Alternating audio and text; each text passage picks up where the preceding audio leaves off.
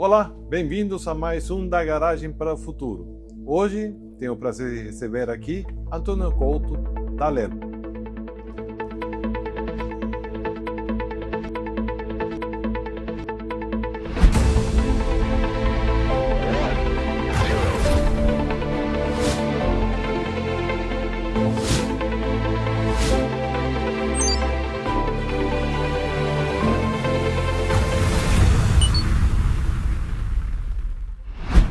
Olá e bem-vindos a mais um da Garagem para o Futuro. Como se constrói uma empresa que atravessa décadas? Como se honra um legado e, ao mesmo tempo, se inova para o futuro? Hoje, tenho o prazer de receber um homem cuja história se confunde com a das marcas mais tradicionais do mercado imobiliário paulista. Um líder que aprendeu na prática o valor da experiência e da evolução constante. Antônio Couto, diretor da Lelo. Antônio, muito obrigado e bem-vindo à nossa garagem. Obrigado, Ricardo. Prazer estar aqui.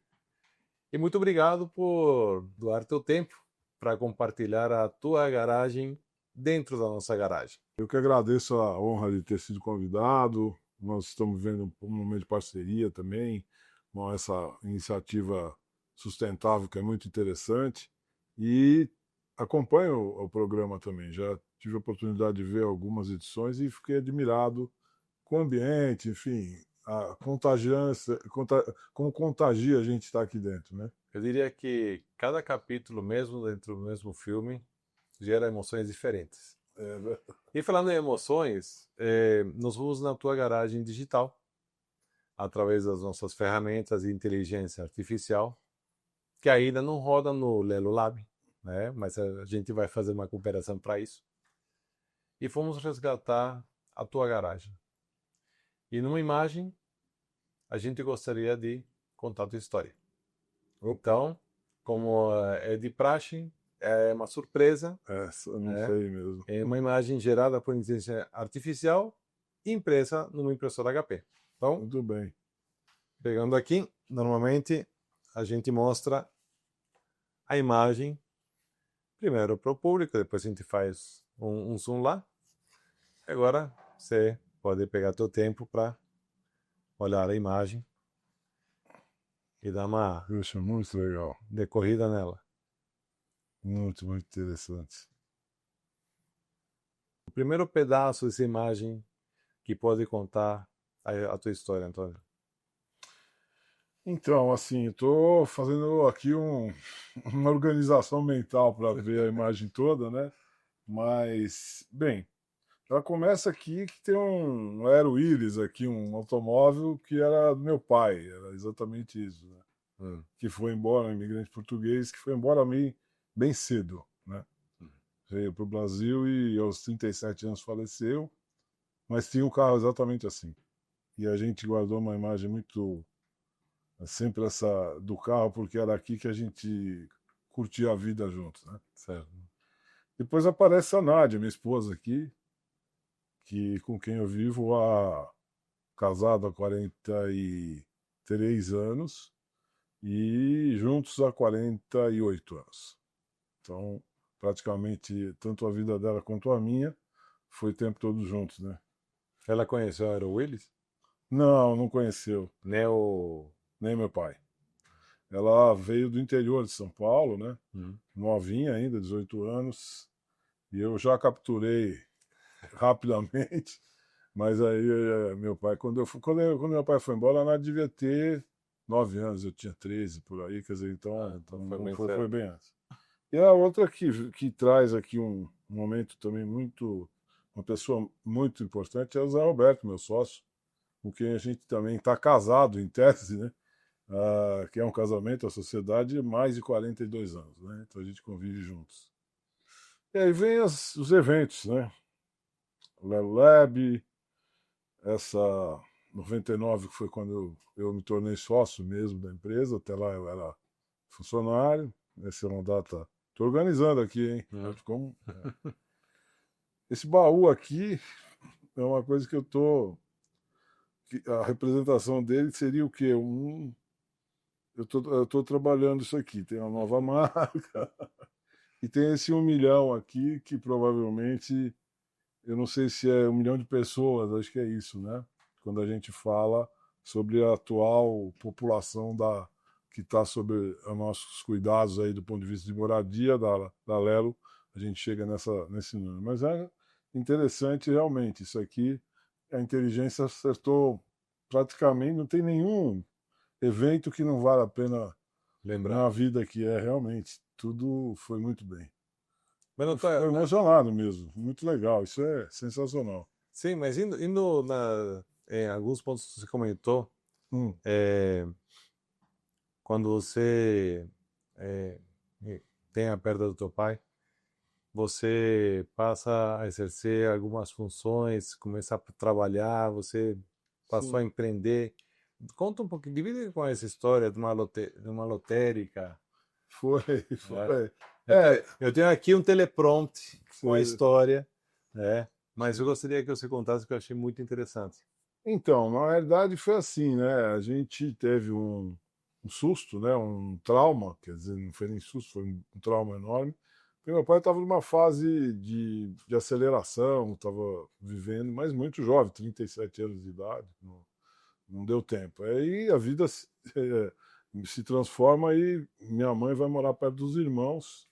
Uhum. E eles resolvem abrir na época foi quando saiu a loteria esportiva, que a gente furava com aquela coisinha, eram cartões, né? Sim. E aí tinha que ter autorização da Caixa, e trabalhamos lá, né, nesse lugar. Mas eu tinha o quê? 14 para 15 anos, acho que era isso. Então, na verdade, assim, não é que eu trabalhava lá, né? Você comparecia.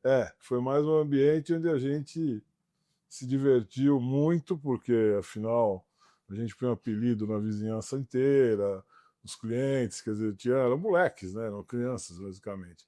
Levamos um autorama que passou porque era de um primo mais novo, então a gente ficava naquele autorama a tarde inteira, aí o cliente no balcão querendo jogar ou fazer o jogo da loteria, eu falava, meu, volta mais tarde, que agora nós estamos no meio da competição aqui. Então foi isso. Mas aí as coisas foram caminhando e chegou um momento que aconteceu um evento engraçado, isso é muito interessante, porque se relaciona bem com a Lelo já, né? Uma coisa da coincidência. Meu tio, que era irmão da minha mãe, compra uma casa financiada na época pelo BNH, que aqui está lembrado que foi justamente essa fase da sistema documentação imobiliária.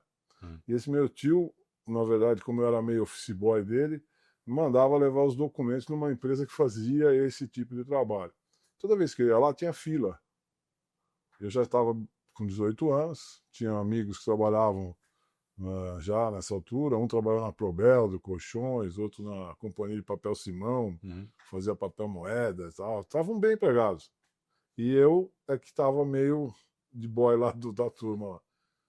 E eu ia toda hora lá e via aquela fila. E dizia, meu Deus do céu, mas que troço diferente, né? E aí eu chamei essa turma e começamos a pensar e abrimos uma empresa com a mesma atividade. Mas com um pequeno detalhe, a gente não sabia absolutamente nada do que eles faziam direito. A gente foi aprendendo, foi aquela do bonde, do trem andando, vamos pondo coisa, né?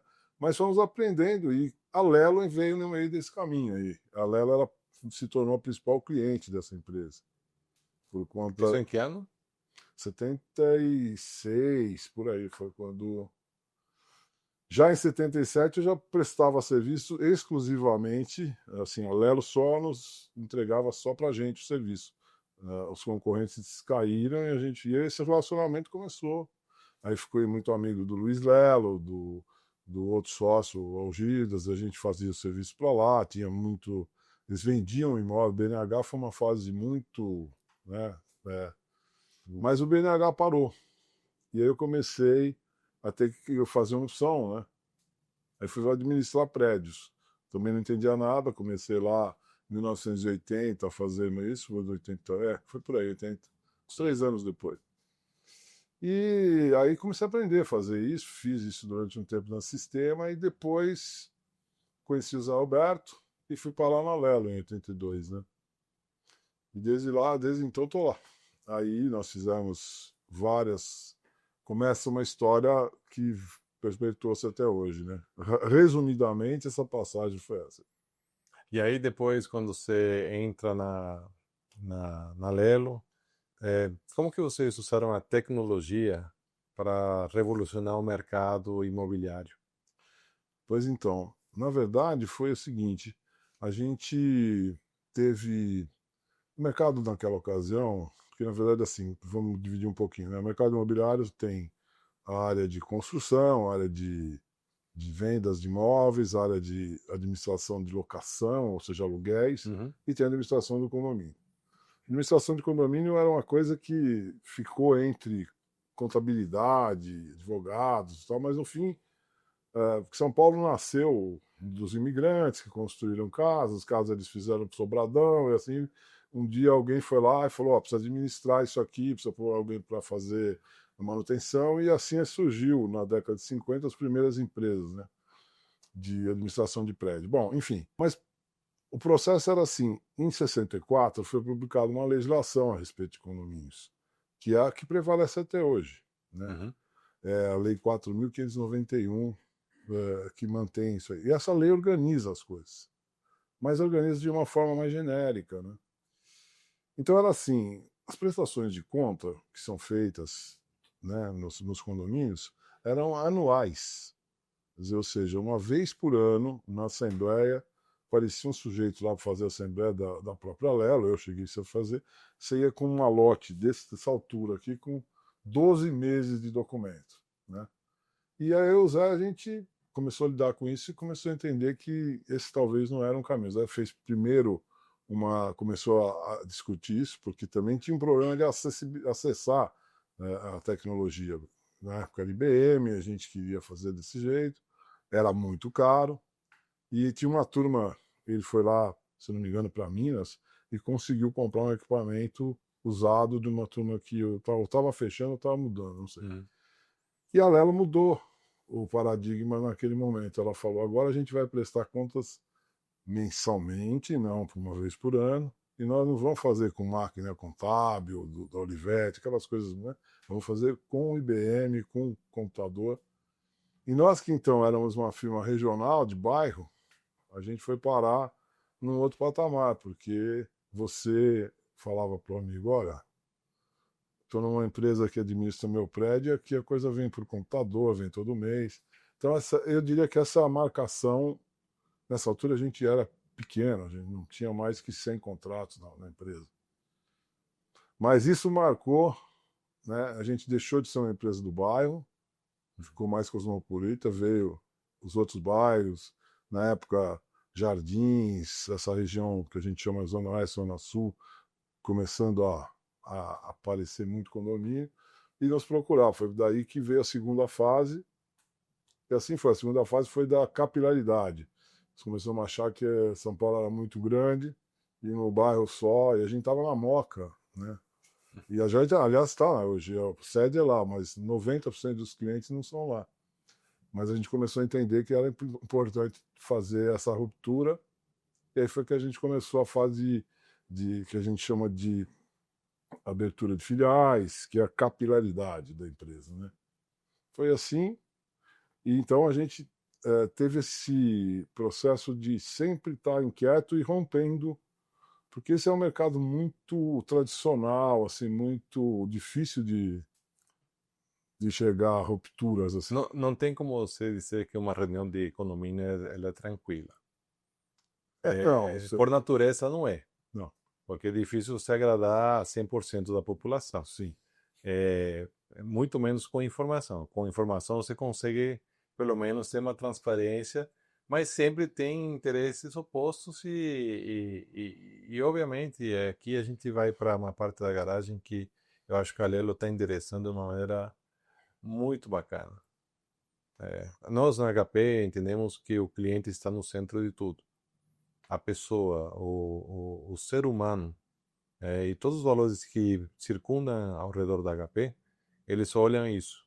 Questão de ética, comportamento, como se trata a pessoa que trabalha aqui dentro da empresa, como se trata o teu fornecedor, como se trata o teu cliente. Isso é importante. E a Lelo, eu vejo que tem um olhar muito para o ser humano, para a convivência em grupo. Me explica um pouco como que nasce a Lelo Lab E qual que é o fundamento que está por trás da Lelo Lab de construir as superquadras, É. os superbairros? Olha, Ricardo, a história do Lab é interessante, mas assim, antes dela, eu queria só fazer uma história da garagem, fazer uma observação. A garagem é tua. Sim, Você abre a porta do jeito que você claro, quiser abrir. obrigado.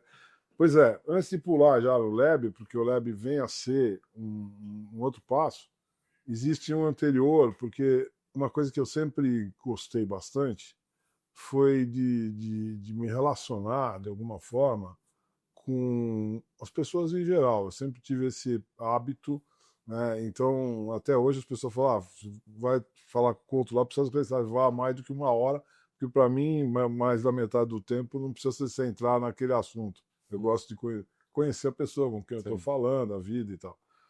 E eu tinha uma chacrinha, uma chácara na década de 90, que era na região de Sorocaba, uma cidade chamada Sarapuí, cidade de 110 quilômetros de São Paulo. E lá eu conheci um cara que, primeiro, a gente começou a conversar bastante e ter amizade, e aí começamos a jantar e tal, nas chácaras, né? Ele já estava lá mais tempo. Esse cidadão chama-se João de Almeida. E ele era, na época, diretor industrial da Olivetti, do Brasil, né? E já tinha passado por alguns lugares e tal. E assim, ele já estava 20 anos na Olivetti. E, entre outras qualidades, ele ia muito para a Itália, por conta da sede lá, e ele acabou se tornando um belo cozinheiro, um cara excepcional para fazer. Mas um dia ele pula, literalmente, a gente tinha uma cerca, ele pula a cerca, sente-se comigo e fala, eu queria trabalhar com serviço. Eu vou sair da Olivetti. Eu estou cansado lá, chegou a minha vez e tal. E ele veio para lá, com a gente ele ficou 15 anos, né? Então, esse homem foi de uma importância muito forte dentro da nossa estrutura, porque ele trouxe, ele sempre disse a mesma coisa, o empreendedorismo, a iniciativa de vocês dois é impressionante, mas teoricamente vocês são muito intuitivos, isso não vai dar certo. Nós vamos precisar de organizar esse troço aqui de maneira profissional mais. Ele fez a receita do molho, é isso? Basicamente. Dessa macarronada? Exatamente. E foi aí que ele trouxe, primeiro, um freio de arrumação, da forma mais. A gente tinha muito essa coisa. Ah, vamos abrir aqui, vamos fazer lá. Ele falou, não, isso aqui precisamos, né? Foco, vamos fazer. Segundo, trouxe para nós uma coisa. Ele trouxe e trouxe um cara que era um japa bom pra caramba para fazer budget. A gente não sabia o que era essa palavra, né, naquela época, uma empresa pequena, né? Sim. E trouxe budget, trouxe a internet. Então, nessa fase dos anos 90, foi um outro movimento que nós fizemos à frente do mercado. Ou seja, a Lelo lançou seu portal, o seu site, que na época era site, muito, muito antes do mercado. E foi outra referência. Então, esses cortes são assim, você tinha 200 contratos, você passou para 500, quando montou várias filiais, você passou para 700, aí quando foi para a internet para 1.500, aí foi essa coisa mais exponencial. E o nosso negócio também, ele nos convenceu e a gente, a partir daí, pegou essa cabeça, já era assim, mas assim, ele foi mais, ajudou a organizar, que o negócio era escala, que a gente precisava da escala, sem perder, eu sempre falo isso, virou uma frase lá, é cópia de um cara que já falou isso, né? Mas sem perder a ternura, jamais, mas com escala. Essa é a ideia que norteia a gente. E aí aparece um outro personagem nessa história. Foi um cara que fez FAU, Faculdade de Arquitetura e Urbanismo aqui em São Paulo, mas virou design gráfico e dos mais renomados, fazendo para uma turma de marcas super importantes, que era super amigo do João Almeida, que se chama Ronald Capaz. Ele tinha um escritório que se chamava OS Design, né? E ele veio inicialmente com a história das primeiras. Aí sim a gente teve uma marca profissional, teve manual de uso da marca, passou a ter tudo coisas que foram trazendo a empresa para um degrau diferente, né? E ele, num dado momento, nós o trouxemos para uma outra discussão sobre posicionamento de marca, branding. Isso foi um pouco antes, né? Foi da pandemia, acho que foi 2015, sei lá, por aí. Foi por aí.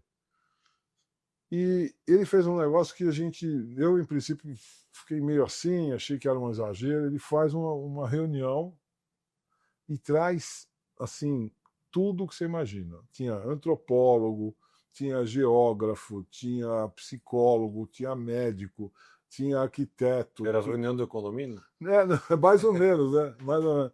Ele fez um workshop, que nós chamamos, onde essas pessoas, junto com uma turma da Alero, começamos a discutir, porque era mesmo isso.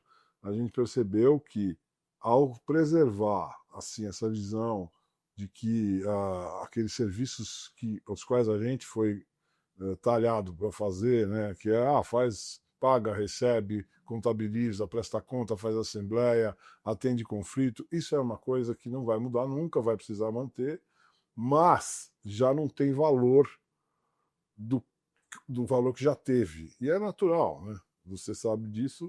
O computador custava $10.000, hoje quanto custa? Essas coisas mudam, né? Então a gente passou a ter essa preocupação. E nasce então a ideia do Lab. Agora, antes que você continue, você contando, e às vezes você parece que a gente escuta algumas palavras que a diversidade traz inovação. Sim. E esse é um caso interessante. Pessoas que a princípio não tinham nada a ver com o teu negócio, que sentaram no mesmo ambiente, ao redor de um propósito, e te dão inspiração para fazer uma coisa tão diferente. Sim. É o que a gente fala, diversidade de pensamentos, de cultura, de conhecimento, mas alinhados num propósito, podem criar coisas fantásticas. E, de fato, a Lelo Lab é fantástico. Então, finalmente, chegamos na Lelo Lab. Foi exatamente isso. Quando terminou esse workshop, então a gente colecionou tudo que tinha. Foi um dia super especial, marcou a vida da gente, porque essa história da diversidade que você mencionou não é uma coisa que você adquire assim por que alguém te contou. Você vivenciar o evento, aquele momento, é que traz uma volta na tua cabeça, né? Que você fala, pois como é que isso tinha, por exemplo, para você ter uma ideia, nós estamos falando de América do Sul, tinha lá um poeta, um chileno. Quer dizer, e a gente ficava perguntando, mas o que está fazendo esse poeta nesse workshop? Não é possível. Alguém convidou errado. E aí a gente, no fim, descobriu que ele teve um papel assim, ele criou uma trilha ali, como você falou, da diversidade. Nós tínhamos tudo. Tinha assim, gente de todo. Tinha vários lugares do Bahia, tinha gente de vários lugares do país. Aí veio aquele pessoal, por exemplo, pessoal antropólogo, né? A gente falou, mas peraí, mas como é que vai ser essa história aqui? E aí formavam-se os grupos, aí parava um antropólogo na minha frente, eu não sei o que eu falo com ele, né? E aquilo foi naturalmente surgindo. E mesmo, é aí que vem a história, foi quando a gente fez a descoberta, basicamente, que o que a gente tinha que tratar eram das pessoas e das comunidades e dos diversos interesses que estavam na nossa frente ali e que a gente era uma história que perdia muito valor por não pensar nisso, né? Então, e foi aí que vocês passaram a centrar na pessoa, no ser humano que convive dentro do condomínio. Exato. E como conectar esse ser humano não somente ao condomínio onde ele está, e sim toda a sua comunidade ao seu redor. Exatamente. A gente viveu aí, saímos desse workshop, tomamos aí uma iniciativa conjunta, mas eu patrocinei mais, assim, do ponto de vista de empolgação, falei, não, vamos fazer o laboratório, vamos fazer isso mesmo. E foi com pré-condições, né? E Ronald queria independência, o pessoal do marketing da Lelo queria também estar participando, participou muito, aliás, ativamente, porque assim, primeira coisa foi, tira daqui de dentro esse negócio, porque se ficar na sede, os caras, aí tinha a história do Itaú, tinha a história não sei de onde, dizia assim, passava lá, fica aquele monte de cara com coçando a cabeça, blá, blá, blá, fala, pô, ninguém trabalha, eu tô me matando, eles ganham mais que eu. Então foi para fora do nosso ambiente. não tinha pifado lá, né? E a Superquadra foi um nome que se encontrou, porque se você lembrar, nós em Brasília temos esse nome, né? Lá dos arquitetos, né? Mas o nosso foi feito com um propósito diferente. A gente imaginou assim, fotografando um ambiente que tem 5 ou 6 condomínios um ao lado do outro, e cada um deles tem equipamentos diferentes, e a maior parte das vezes ociosos, seja a quadra de tênis, seja o salão de festa, seja a piscina, enfim, aí tem várias hipóteses, né? A gente percebeu, sim, além de poder fazer uma otimização das coisas, porque às vezes está um do lado do outro, né? E você tem 6 portarias, é uma coisa que às vezes fala, não faz sentido, para que não podemos fazer? Aí o mais importante seria também que as pessoas tivessem confiança de se relacionar. Aí nasce uma coisa na época chamada Tesouros do Bairro, que foi uma experiência que a gente fez aqui, próximo à Vila Madalena. Fizemos vários eventos, esses experimentos, por quê? Porque é a história que a gente conversou um pouco, às vezes, você já falou. Acontece muitas vezes que você tem uma pessoa que está mal, que tem um mal-estar, um mal súbito num prédio. Talvez naquele prédio não tenha um médico, talvez, mas até às vezes tem e ninguém sabe. E talvez no vizinho, que está a 20 metros de distância, tenham vários, tem 2 ou 3 que estão lá, médicos que poderiam resolver. Você sabe que eu sofro bullying aqui na empresa? Sim. Porque eu moro num condomínio grande, com 460 apartamentos, e apareceram várias situações que eu falo, não, eu tenho um vizinho que faz isso. Sim. E aqui dentro da empresa eu sofro o maior bullying, porque todo mundo fala, ah, é o vizinho do cara. Mas de fato é, seguindo esse conceito. Então, se você pensar um pouco naquilo que ocorre no seu condomínio, todos os prédios poderiam estar conectados, aproveitar o melhor, tira o pior, vou dizer, porque sempre fica, mas como assim? Comunidade, a gente também aprendeu um pouco isso. Comunidade não necessariamente é quem mora no mesmo prédio. Não é isso. A comunidade é assim. Neste prédio tem 3 caras que adoram jogar tênis. E são 20 unidades, mas só tem 3. E 3 não dá nem dupla. E a quadra fica vazia. Né? Do lado, um prédio que não tem quadra, tem 5 caras que jogam e que se deslocam para lugares diferentes, porque nem entre si eles sabem que. Então, tem que, por exemplo, quando a gente fala de comunidade, a comunidade do tênis. Pode ter a comunidade dos voluntários, né? O cara, vamos combinar que a gente vai tratar, seja de médico, seja. Nós temos exemplos muito concretos de gente que precisa resolver um problema de inventário. Hoje, virtualmente, acontece muito os grupos de WhatsApp. Sim. O Desapega, o grupo de WhatsApp da escola, que traz também um pouco esse conceito onde as pessoas acabam se conectando por interesses comuns. Sim. Mas agora o que você comenta, eu posso também linkar com uma característica muito peculiar do Brasil, que é a nossa cultura. A cultura que ela é muito aberta a esse tipo de relacionamento. É muito diferente, por exemplo, você fora do Brasil, alguém bater na tua porta e você começar a bater papo. Ou numa padaria, como eu comentei, você senta num balcão de padaria e começa a bater papo, e no dia seguinte está tomando o mesmo café no copo americano, comendo um pão na chapa. Sim. Depois de um certo tempo você já é íntimo no balcão.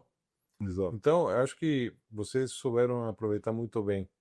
É uma oportunidade, cultura, encapsularam tudo isso aí, agora estão fazendo grandes conexões. Então, e foi por aí o caminho que a gente começou também a pensar em como a gente pode conversar com o condômino, porque esse é um dado concreto. Se a gente se juntar aqui, todo uma turma grande, vamos pensar, vamos sair da garagem, vamos para o escritório. Se chega lá, se pega 20 pessoas, 30, delas todas moram em prédios, em condomínios. E aí você faz a pergunta fatal. Você sabe quem é a administradora do seu prédio? Dessas 20 pessoas, 18 não sabem. Elas pagam boleto, a gente tem comunicação, mas simplesmente não tem valor para guardar. Não tem sentido eu ficar sabendo isso. E essa é uma coisa muito, muito ruim, né? Porque, primeiro, a gente ficou num lugar esquecido, né? Claro, a comunidade de síndicos e tal é diferente, mas quando a gente pensa no morador, na pessoa que está ali, ela... É inatingível. Exatamente, não lembra nem quem é. Então, às vezes, tem casos interessantes, às vezes você mora num condomínio que você tem um pessoal que te atende, de repente você precisa de alguma coisa que às vezes a Lelo pode oferecer, ou a administradora, não a Lelo, qualquer um, mas ninguém liga pra gente. Então a gente sempre fala assim, se for fazer uma festa, eles vão convidar o escritor, o cara da HP, o outro o diretor de teatro, o design, mas dono de administrador de condomínio ninguém convida, porque pressupostamente é o chato, o cara que não vai. Então a gente quer ser convidado para a festa. Assim. Aí, quando você é convidado, você fala assim, não está em estatuto, não dá para usar a sala de festa. Não pode. É isso? Mas assim, figurando um pouco as coisas, a gente quer mostrar que nós somos capazes de entender as questões e tentar estabelecer. E é claro, a gente olha para a monetização disso também, claro, várias coisas. Mas é isso. A questão toda é a seguinte, a gente fala que monetizar através de um propósito, sendo que você dá um retorno sobre esse propósito, Sim. é o melhor dos mundos. Não tem pecado fazer isso. Então, esse é o famoso sustentável, né? Exatamente, um ecossistema sustentável. E como eu te comentei, nós pegamos a tua imagem e essa imagem é colocada em 3 palavras. E você vai achar que aqui tem um bruxo de inteligência artificial, mas olhando a tua história, a gente vê 3 palavras que apareceram muito fortemente. Depois posso demonstrar o roteiro dessas 3 palavras, você vê que não é invenção da nossa conversa aqui. Mas uma é empreendedorismo, a segunda é parceria e a terceira é Ibiza. E essas 3 palavras, acredito que resumem muito a garagem do Antônio. Sim, é verdade. E se eu fosse fazer primeiro, segundo, assim, né? A primeira que mais me diz é a história da parceria. Sempre gostei de parceria. Nunca, acho que não teria chego em lugar nenhum se não fosse essa coisa de eu me aliar às pessoas, confiar.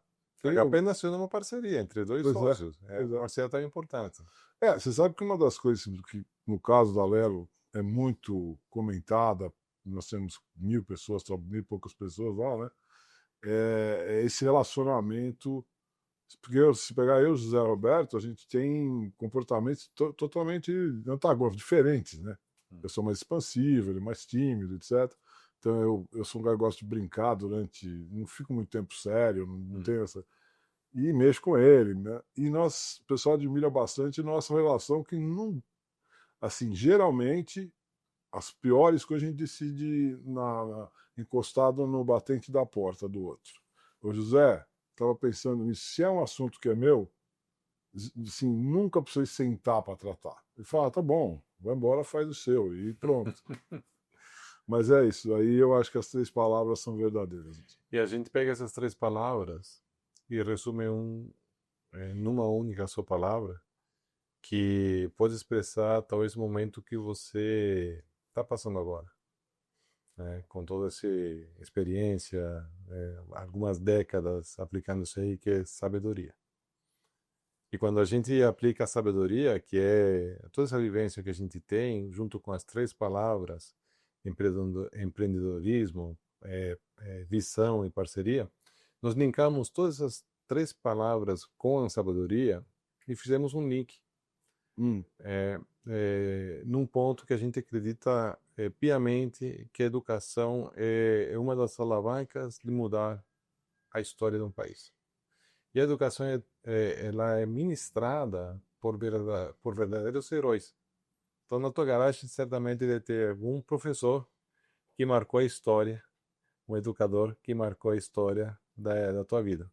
E é aqui que a gente faz esse link da tua garagem com a história da Andrea Célia, da educadora da rede pública. E entregamos o livro que você recomendou para ela. Então vamos assistir aqui.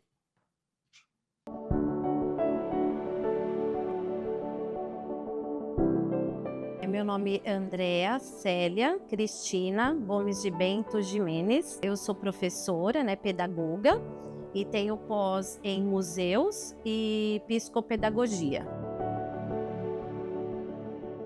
Ser professora, para mim, é um ato transformador. Essa troca das vivências e experiências entre o aluno e o professor é muito gratificante. Mais gratificante ainda é ver a transformação da criança nas aprendizagens e o compromisso com a inclusão.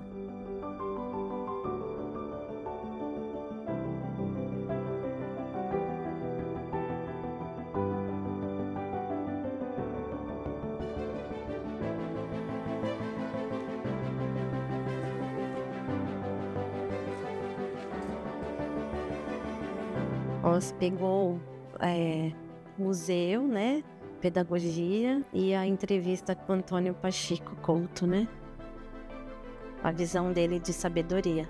Muito legal, muito bom. Até me emocionei. Olha que legal! Mindset, a nova psicologia do sucesso. Obrigado, Antônio Couto. Adorei o presente.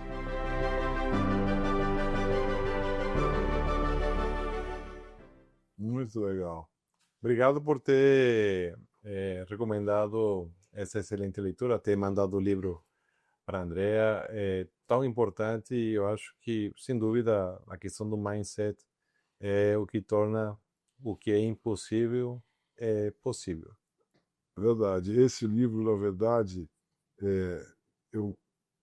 porque a pergunta era assim, que livro mudou sua vida, Não foi esse, porque eu tenho um problema das pessoas falam, mas você trabalha há 45 anos na mesma empresa, como é que você aguentou isso, Eu disse, eu trabalho na mesma empresa, mas não no mesmo emprego. São coisas completamente diferentes, já fiz de tudo, Então, é um pouco isso. A gente já leu em determinadas épocas da vida coisas que tiveram essa função. Mas esse foi recomendado por um amigo que também é da área de tecnologia, e ele acabou trazendo uma informação que ele tinha lido 3 vezes. A cada uma dessas vezes teve uma razão de ser. Porque esse livro diz o seguinte, que a inteligência, aquela que vem com você, a natural, ela é muito importante, mas ela não deve ser glamourizada em momento algum. Tem muitos pais, ou as pessoas, então ele leu 3 vezes, porque uma vez foi para criar filho, outra não sei o quê. Porque a inteligência, se você glamourizar a inteligência, você ficar falando para o seu filho o tempo todo que ele é inteligente, e ele transformar isso numa visão definitiva, ele vai, esse livro cuida disso. Então, quando deu certo, foi a minha inteligência. E quando deu errado, foram os outros que erraram. É um pouco daí que vai. E o mindset vem assim, não é inteligência. É a inteligência somada com esforço que fez acontecer. Então, valoriza demais o esforço e deixando claro, o talento é fundamental, é legal, é bom que tenha, mas você se esforçar, você não glamorizar, você mostrar para o seu filho, para o seu funcionário, para a sua estrutura, que nós precisamos nos esforçar a fazer, traz uma outra realidade. Traz uma palavra muito usada quando se constrói esse tipo de pensamento, que é o ainda. Eu não fiz ainda, mas você vai fazer. E para quem empreende, certamente é hiper importante você ter essa resiliência, foco e você fazer até acontecer.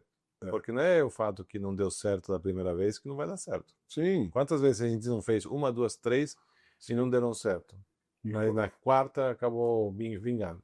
Perfeito. É isso mesmo. E nós, HP, gostaríamos de agradecer muito a Leno porque é a nossa parceira no programa Condomínio Consciente, que é um programa de coleta de resíduo eletrônico, que a princípio é tratado como lixo, mas é o grande luxo que nós temos em matéria-prima. E que se soma também a nosso sistema colaborativo, inclusivo, porque esse resíduo eletrônico ele vai para mais de 52 cooperativas que estão aqui em São Paulo e ajudam também a alimentar um ecossistema em periferias que também fazem um trabalho em comunidade. Então, quando a gente fala de uma superquadra, a gente pode certamente dizer que a Lelo está nos ajudando a fazer uma super cidade. E nisso aí, agradeço muito a parceria com a Lelo. Valeu. Olha, eu também queria mencionar com muita veemência assim, que nós nos orgulhamos dessa parceria. A gente, como você disse, na construção dela e do entendimento, cada dia mais a gente tem valorizado isso, tem percebido o valor e não o valor para a comunidade, ele vai indo longe. E nossa disposição, e tenho certeza que vai ser comum, assim, é aumentar esse volume nós temos lá quase 5.000 prédios que são gerenciados por nós, e nós vamos buscar trazer um outro patamar cada vez mais. Eu já ouvi falar que agora vai ter o coletor itinerante, que vai fazer uma coleta roteirizada em todos os condomínios, e para isso a gente otimiza e maximiza os nossos recursos de uma maneira inteligente e aplicável. Perfeito. Bom, a última pergunta que eu te diria o programa é da Garagem para o Futuro. E agora você olhando para o futuro, como você está vendo a tecnologia? Tá certo que tem a Lelo Lab e tudo mais, mas como que você vê a tecnologia aliada nos próximos passos da Lelo? Pois é, uma pergunta engraçada, interessante, engraçada de jeito nenhum, mas interessante porque era engraçada. Por que é engraçada? Porque ontem a gente teve um papo que está se discutindo qual o posicionamento da marca da Lelo. E assim, tem um grupo importante que quer que a gente tenha um nome tecnologia em condomínios dentro do nosso entendimento de marca, assim, tipo Lelo Tecnologia, e aí, portanto, assim... O chileno ainda está lá, dando os palpites? Não, mas vamos chamar de novo, porque é sempre bom, né? Mas, enfim, vai ter até esse bate-bola. Mas o que a gente percebe, assim, nós trouxemos a tecnologia com uma visão que se transformou numa coisa permanente e sem mais nenhum tipo de discussão. Não existe no mercado brasileiro, não tem mesmo, isso a gente não fala por arrogância, é porque é fato, nada próximo ao número de reais, o dólar, sei lá, mas reais, de dinheiros que a gente coloca em tecnologia nessa atividade como a nossa, assim, nem sei lá, 10%. Então, a nossa visão, até como acionista, assim, é uma renúncia a benefício de acionista em prol do desenvolvimento permanente desse assunto de tecnologia. E mais do que isso, assim, o que nós percebemos na chegada dessas coisas no nosso cliente é a sensação de confiança e democratização, né, da informação. Que você imagina, assim, você realmente ter um aplicativo que você quer saber como é que está o seu consumo de luz do seu condomínio, e as pessoas querem saber, porque às vezes não faz diferença, tem como é que estão os funcionários, você consegue mesmo no clique ali. E agora a gente vai aumentando. Hoje a gente tem o Data Lelo, que tem abastecido jornais, sindicatos, enfim, entidades de classe, até a nível nacional, porque o Data Lelo reúne exatamente essa capacidade que a gente adquiriu de trazer os dados que interessam. Então, se você mora num determinado tipo de prédio e tal, ou de condomínio de casa, seja lá o que for, você vai olhar lá, naquela região, coisas similares, alguns com gestão melhor, outros não, e você vai ter capacidade de avaliar e comparar, não para contratar a gente, para fazer ação dentro da sua casa. Imagina o poder que vocês têm. Se uma pesquisa eleitoral toma uma amostra de 3.000, 4.000 respostas, imagina vocês têm 1 milhão, mais de 1 milhão de comportamentos diários, sendo a vida inteira do próprio condomínio, do próprio ecossistema. Imagina o que não dá para você conseguir contribuir em prol da sociedade. Isso é um Aí dos tem pontos, tecnologia envolvida. E aí a gente descobriu que quando a gente fala desse 1 milhão, a gente esqueceu de uma turma que agora está entrando com tudo, que são os pets. Essa turma precisa de informação por minuto. Eu tenho um, e assim, vira e mexe, cada um fala uma coisa. E nós temos capacidade de saber como lidar com isso na área comum, enfim, evitar o conflito, transformar, porque o pet no final é uma coisa que faz bem para as pessoas, para as crianças, para as pessoas diferentes, enfim, todos gostam, né? O teu é caramelo? O pet, ele é da cor caramelo, certamente. O meu é. E olha, é assim, eu só fui ter cachorro por causa de um sobrinho que morou comigo muitos anos, e no segundo mês que ele morava, o sujeito começou a me encher com a história do cachorro. Ele tinha 57 anos, eles fazem 10. Ele convenceu, eu fui comprar um cachorro. Eu tinha medo, eu via cachorro, corria. Depois que ele veio, claro que o meu sobrinho mandou o cachorro ficar comigo, porque ele foi cuidar da vida, Sim. E eu é que fiquei com isso, que assim, a partir daí, minha vida ficou muito boa. Qual que é o nome do... O primeiro foi embora esse ano, o Lorde. É um cachorro aquele tipo da rainha lá, Corgi, é a raça. E eu peguei outro, igual, tanto que tá duro e ele chama Duque. Ele tá duro de acertar o nome, porque a gente lembra muito do outro, que são iguais, né? Mas eles são diferentes, são complementares, e tem um amigo que me falou uma coisa, quando eu fui pegar o segundo, que ele falou assim, fica tranquilo, que falou, não, será que não vai dar chato? Porque eu perdi, fiquei muito triste, no outro foi um trauma danado. Mas segundo, ele falou, não, ele vai vir e vai complementar. E é o que está acontecendo, assim, um era diferente do outro. Então, assim, é um mundo que a gente está olhando agora, e tem gato, tem de tudo, né? A gente está olhando, a população está crescendo de perto, e a gente precisa inserir isso na cultura condominial. Porque você sabe que, não muito tempo atrás, era proibido ter, né? Sim. Então, isso agora ou muda, né? Antônio, só tenho até a agradecer por compartilhar a tua garagem, compartilhar essas histórias fantásticas. Eu acho que tem muitos insights aqui que quem assistiu o nosso bate-papo vai até tomar coragem de pegar um pet, né, para tornar a vida engraçada, válida às 6 horas da manhã, que tem que descer com o pet quando está chovendo, que é muito bacana. Mas só quem tem sabe o valor de retribuição que você tem em troca. Sim, é impressionante. Tá bom. Muito obrigado. Te agradecer mais por nosso bate-papo. Para nós foi uma honra, para mim foi uma honra. Obrigado também, viu? Tá bom, obrigado. E obrigado a você. Nos vemos no próximo capítulo da Garagem para o Futuro, porque a conexão pode ser digital, mas o abraço e o respeito são sempre analógicos. Todos nós temos uma garagem. Qual é a sua?